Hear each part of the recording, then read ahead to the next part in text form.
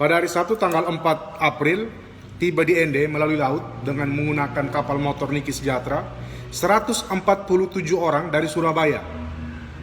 147 orang dari Surabaya.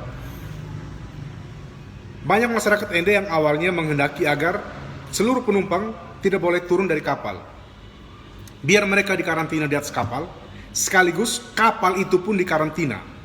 Sebab yang jelas, jika ada yang positif, berarti kapal itu juga sudah membawa virus kemana-mana kalau dia berlayar lagi sebelum selesai masa karantina, sebelum virus itu selesai, mati, ya. Kenapa masyarakat menghendaki agar penumpang itu dikarantina di atas kapal? Karena Kabupaten Ende tidak memiliki gedung khusus yang dipergunakan sebagai tempat untuk karantina, ya. Pada akhirnya 147 orang itu dipersilakan turun. Setelah turun, dilakukan protokoler, ya, disemprot disinfektan, lalu dibawa ke Stadion Marilonga.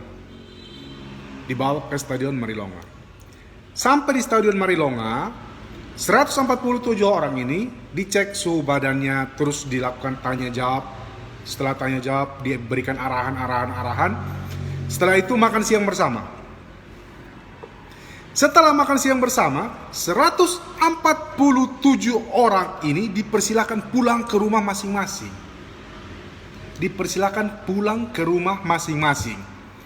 Dengan alasan biar bisa karantina mandiri dan diawasi oleh orang tua masing-masing.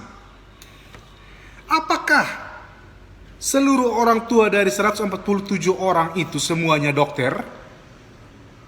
Sehingga bisa paham betul tentang virus ini, tentang wabah ini, tentang COVID-19 ini. Padahal seharusnya semua orang yang datang dari luar pulau, terlebih-lebih yang datang dari zona merah, wajib dikarantina terpusat selama 14 hari.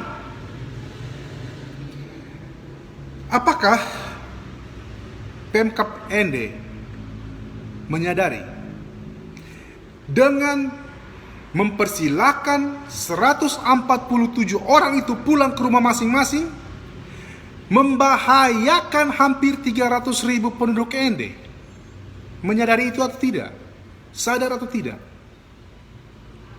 Saya mempertanyakan pemahaman Kabupaten Pemkab Ende tentang COVID-19 ini, tentang virus corona ini, tentang penyebarannya, tentang penanganannya.